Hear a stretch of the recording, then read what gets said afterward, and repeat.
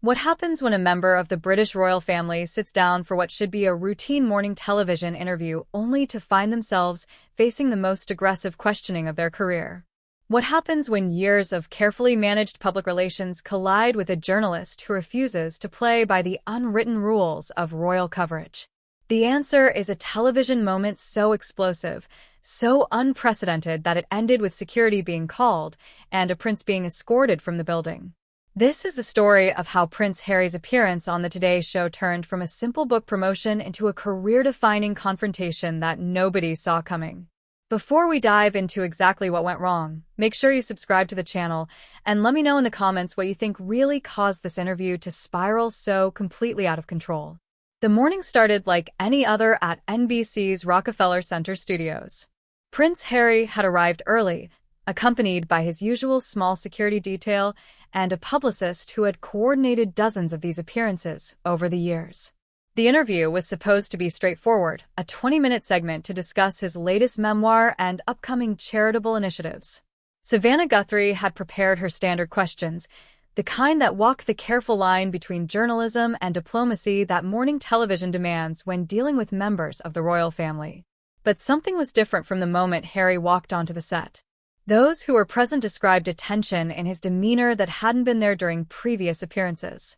Perhaps it was the weight of recent family controversies, or maybe it was fatigue from a grueling press tour. But whatever the cause, Harry seemed coiled, ready for confrontation rather than conversation. Savannah, for her part, had her own pressures. The Today Show had been losing ground in the morning ratings war, and there was an unspoken understanding that softball interviews were no longer enough. The network needed moments that would generate headlines, clips that would go viral, conversations that people would still be talking about weeks later. What nobody anticipated was just how far both participants would be willing to push. The interview began innocuously enough. Savannah opened with her trademark warm smile, welcoming Harry back to the show and congratulating him on his book's success. Harry responded with the practiced charm that had made him a media favorite for years, thanking her for having him and expressing his appreciation for the American audience's support. But then Savannah did something unexpected. Instead of moving to the prepared questions about his charitable work or his life in California, she pivoted sharply to a topic that Harry's team had specifically requested: remain off-limits. "Harry, I want to talk about something that I think a lot of our viewers are curious about," she said, her tone shifting almost imperceptibly. "There have been reports, unconfirmed reports, but persistent ones, about conversations you've had with certain members of your family regarding the monarchy's future. Can you address those directly?" The change in Harry's expression was immediate and unmistakable. The practiced smile faltered, replaced by something harder, more guarded. His publicist, sitting just off camera, leaned forward in her chair, clearly concerned about where this was heading. "Savannah, I think you know that's not something I'm here to discuss," Harry replied, his voice carrying a warning that anyone familiar with royal protocol would have recognized immediately. But Savannah wasn't backing down. "I understand it's sensitive, but these reports suggest there are ongoing discussions about succession, about changes that could affect millions of people. Doesn't the public have a right to know if these conversations are happening?" What happened next would be replayed thousands of times across social media and analyzed by royal watchers for months to come. Harry didn't just deflect the question. He leaned forward, his entire demeanor shifting from diplomatic guest to something far more confrontational. "Let me be very clear about something," he said, his voice dropping to a register that everyone on set later described as genuinely intimidating. "There are lines, Savannah. Lines that responsible journalists understand and respect. What you're doing right now crosses those lines. And frankly, I'm surprised that someone of your experience would think this is appropriate." The studio fell silent. This wasn't the careful deflection that media training teaches public figures. This was a direct challenge delivered with an intensity that caught everyone off guard. Camera operators glanced at each other uncertainly. Producers in the control room scrambled to figure out how to handle what was clearly becoming an unprecedented situation. Savannah, to her credit, didn't back down.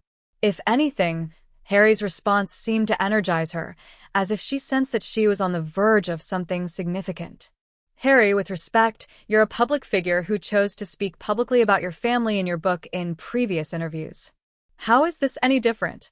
How can you selectively decide which aspects of your royal experience are off-limits when you've already opened that door?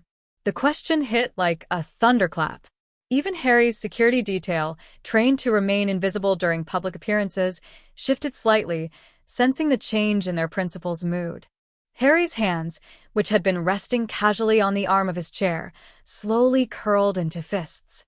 The difference, Harry said, each word carefully measured, is consent. The difference is context. The difference is understanding that some things, regardless of what I've chosen to share before, remain private family matters. But apparently, that's a distinction you're either unwilling or unable to make. What made this exchange so explosive wasn't just the words being spoken, but the complete breakdown of the usual dynamic between interviewer and subject. This wasn't a politician deflecting difficult questions or a celebrity promoting their latest project. This was two strong-willed individuals, each convinced they were in the right, escalating toward a confrontation that neither seemed capable of stepping back from. The temperature in Studio 1 Ampere seemed to drop several degrees as Savannah processed Harry's accusation. Her years of experience had taught her to navigate difficult interviews, but nothing had prepared her for this level of direct hostility from someone she had interviewed multiple times before. The professional mask she wore so expertly began to slip, revealing something more personal underneath. "Harry, I'm going to stop you right there," she said, her voice gaining an edge that regular Today Show viewers had rarely heard. "Don't question my journalistic integrity or my ability to understand boundaries. I've been doing this for over 2 decades, and I've never had a guest suggest that I don't understand the basics of my profession." The words hung in the air like a challenge. Harry's publicist was now visibly agitated, making subtle hand gestures that clearly meant, "Wrap this up." But both Harry and Savannah seemed completely focused on each other, oblivious to everyone else in the room. "Then act like it," Harry shot back, his composure completely gone now. "Act like a journalist instead of a tabloid reporter fishing for headlines. Because that's what this feels like, Savannah. It feels like you invited me here under false pretenses, so you could ambush me with questions that have nothing to do with why I agreed to this interview." The accusation of ambush journalism struck a nerve that was visible to everyone watching. Savannah's jaw tightened, and when she spoke again, her voice carried a fury that matched Harry's intensity. "An ambush? Really? Asking follow-up questions about claims you made in your own book constitutes an ambush. Harry, you wrote an entire chapter about private conversations with your father and brother. You detailed phone calls. You quoted private exchanges, but somehow asking you to clarify those very same topics crosses a line." "Those were my stories to tell," Harry replied, leaning forward until he was almost out of his chair. "My experiences, my conversations, my choice about what to share and when to share it. What you're doing now is trying to extract information that I haven't chosen to make public. And you're doing it on live television where I can't properly context or control the narrative." Control the narrative. Savannah's voice rose slightly, the first crack in her professional demeanor. "Is that what you think journalism is about? Letting you control the narrative? Because if that's what you want, Harry, you don't need an interview. You need a press release." The exchange was becoming increasingly personal, moving far beyond the typical push and pull of a challenging interview. Production assistants in the control room were frantically trying to figure out how to handle a situation that was clearly spiraling beyond anyone's control. The show's executive producer was on the phone with network executives trying to determine whether they should cut to commercial or let this unprecedented confrontation continue to unfold. Harry stood up abruptly, a movement so sudden that his security detail immediately became alert. But he wasn't leaving. Not yet.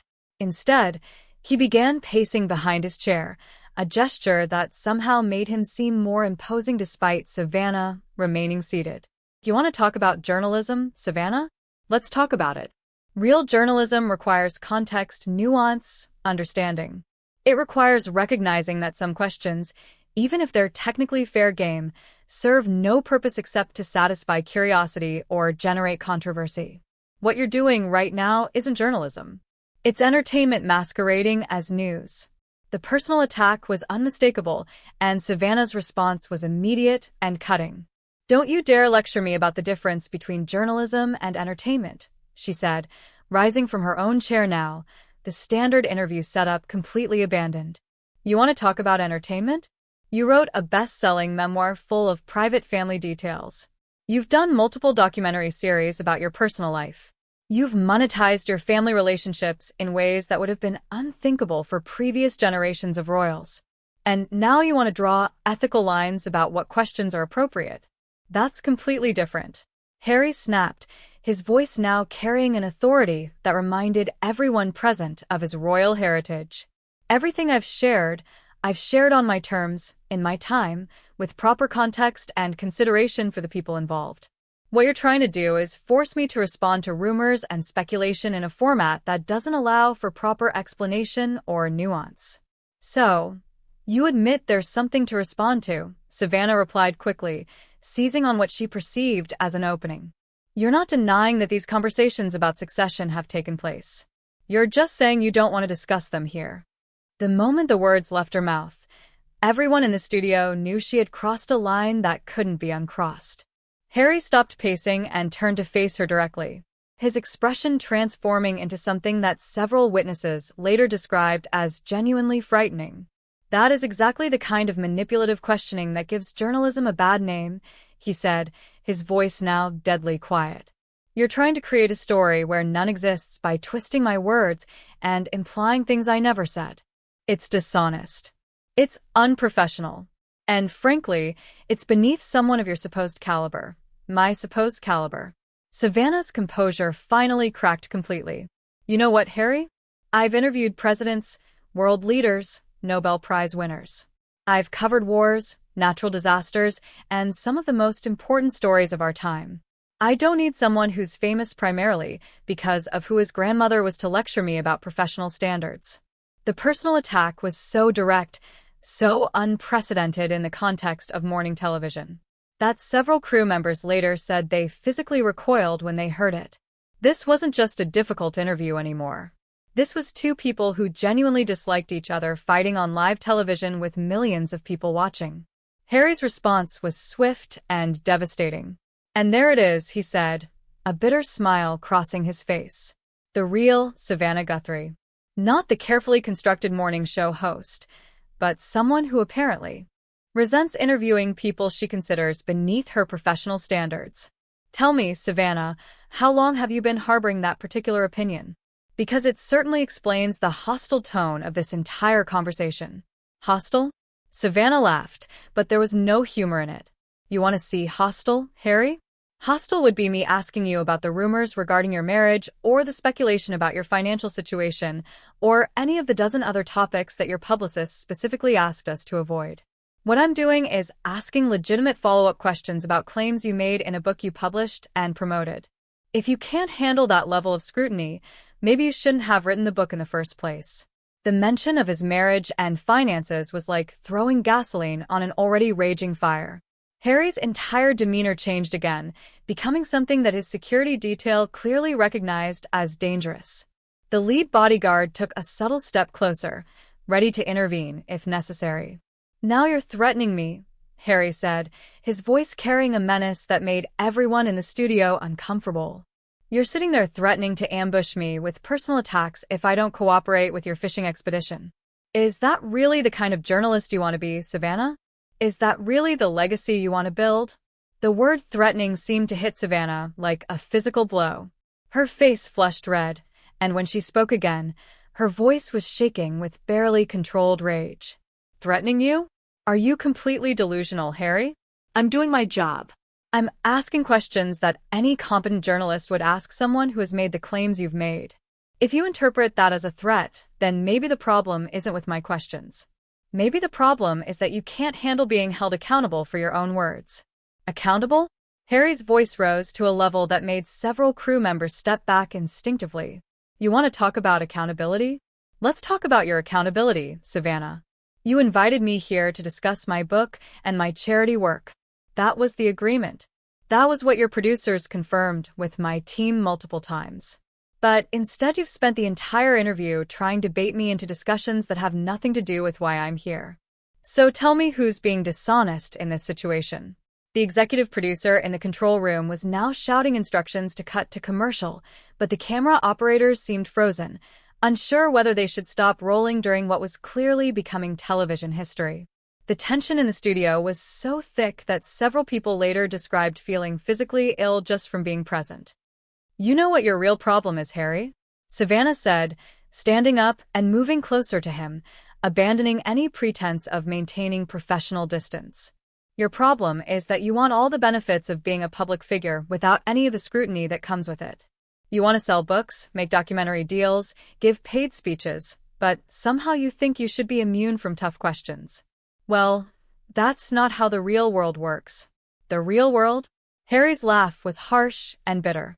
"You want to lecture me about the real world? You sit in this comfortable studio every morning reading from a teleprompter, asking softball questions to celebrities and politicians who are here to promote their latest projects. When was the last time you did actual investigative journalism, Savannah? When was the last time you broke a real story instead of just recycling gossip and speculation?" The personal attack on her professional credentials was the final straw. Savannah's composure completely shattered, and she responded with a venom that shocked everyone present. "At least I earned my position through my own work instead of inheriting it through an accident of birth," she spat. "At least when I ask tough questions, it's because I'm trying to get to the truth, not because I'm trying to settle personal grudges or promote my own agenda. You want to question my journalistic integrity? Fine. But don't pretend you have any moral authority here when your entire adult life has been built on exploiting your family relationships for personal gain." The silence that followed was deafening. Harry stared at Savannah with an expression that several witnesses later described as pure hatred. His security detail moved closer, clearly recognizing that their principal was on the verge of doing something that would create an international incident. "How dare you?" Harry said, his voice now so quiet that the boom operators had to strain to pick it up. "How dare you reduce my entire life to that? You know nothing about what I've sacrificed, what I've given up, what I've endured. You sit there in your privileged position, protected by the distance of television, and you think you can judge choices you've never had to make." "Privileged position?" Savannah's voice cracked with fury. "You're going to lecture me about privilege? You, who has never worked a real job in your life, who has never had to worry about paying rent or health insurance or any of the concerns that normal people face every day. You're going to stand there and accuse me of being privileged." "Yes, I am," Harry replied, moving even closer to her. Close enough that his security detail became visibly tense. "Because at least my privilege came with responsibility. At least my privilege came with service and duty and putting the needs of others before my own. Your privilege is built on tearing people down, on exploiting their pain and their private moments for ratings and career advancement. Service?" Savannah laughed bitterly. "Is that what you call writing? Tell all books about your family. Is that what you call doing paid interviews where you air private grievances? If that's your definition of service, then I'd hate to see what you consider selfish behavior." The exchange had moved so far beyond professional disagreement that it had become something genuinely ugly, a mutual destruction that neither participant seemed capable of stopping. Harry's publicist was now standing, making urgent gestures toward the exit, while producers scrambled to figure out how to end what had become a disaster for everyone involved. "You know what, Savannah?" Harry said, his voice taking on a tone of finality that everyone recognized as dangerous. "I think we're done here. This isn't an interview anymore. It's a character assassination attempt, and I'm not going to sit here and let you continue to attack me under the guise of journalism." Running away, Savannah taunted, apparently unable to resist one final provocation. "That seems to be your pattern, doesn't it? When things get difficult, when people ask hard questions, you just leave. Your family, your country, your responsibilities, and now this interview. Is there anything you won't run away from when it becomes inconvenient?" The words hit Harry like a physical blow. His face went white, then red, and for a moment everyone in the studio thought he might actually strike her. Instead, he did something that was somehow worse. He smiled, a cold, calculated expression that made everyone present deeply uncomfortable. "You want a story, Savannah?" he said, his voice now deadly calm. "You want something that will generate headlines and boost your ratings? Here's your story. You just destroyed any credibility you might have had as a serious journalist by conducting the most unprofessional, biased, and personally vindictive interview I've ever experienced. Congratulations. I hope it was worth it." He turned toward his security detail, but Savannah wasn't finished. "The truth hurts, doesn't it, Harry?" she called after him. "That's why you can't handle real questions. That's why you surround yourself with people who tell you what you want to hear instead of what you need to hear." Harry stopped walking and turned back to face her one final time. When he spoke, his voice carried an authority that reminded everyone present that despite everything that had happened, he was still a member of the British royal family. "Security," he said simply, not to his own detail, but to the NBC security personnel who had been watching the exchange with growing alarm. "I want this woman removed from my presence immediately. I will not continue to be subjected to this harassment." The request was so unprecedented, so completely outside the normal protocol of television interviews that everyone froze. A guest demanding that the host be removed from their own studio was simply unthinkable. But Harry's tone made it clear that he was absolutely serious. "You can't have me removed from my own show," Savannah said. But for the first time in the entire exchange, there was uncertainty in her voice. "Watch me," Harry replied, then turned to the camera that was still rolling. "To anyone watching this, what you've witnessed here today is not journalism. It's personal animosity disguised as professional inquiry. I came here in good faith to discuss my work and my charitable efforts, and instead, I was subjected to what can only be described as a coordinated attack on my character and my family." He looked directly into the camera lens, his expression now calm and controlled every inch the royal he had been trained to be from birth. "I will not be returning to finish this interview, and I will not be subjecting myself to this kind of treatment from this network again. Thank you to the crew members who tried to maintain professional standards, and I apologize that you had to witness this breakdown of basic journalistic ethics." With that, he walked off the set, his security detail forming a protective barrier around him. Behind him, Savannah stood alone in the wreckage of what had been supposed to be a routine morning interview, staring at the cameras that were still rolling, capturing her shocked expression for posterity. The interview that was supposed to last 20 minutes had gone on for nearly 45. And in that time, both participants had managed to destroy not just their professional relationship, but potentially their reputations as well. It was television history, but not the kind that anyone involved would want to be remembered for. What started as a simple book promotion had become something unprecedented in the world of morning television. A complete breakdown of the carefully maintained boundaries between interviewer and subject, between public figure and private person, between professional obligation and personal vendetta. So, what do you think really caused this interview to spiral so completely out of control? Was it Harry's inability to handle tough questions, or was it Savannah's unprofessional approach to interviewing? Let me know in the comments below.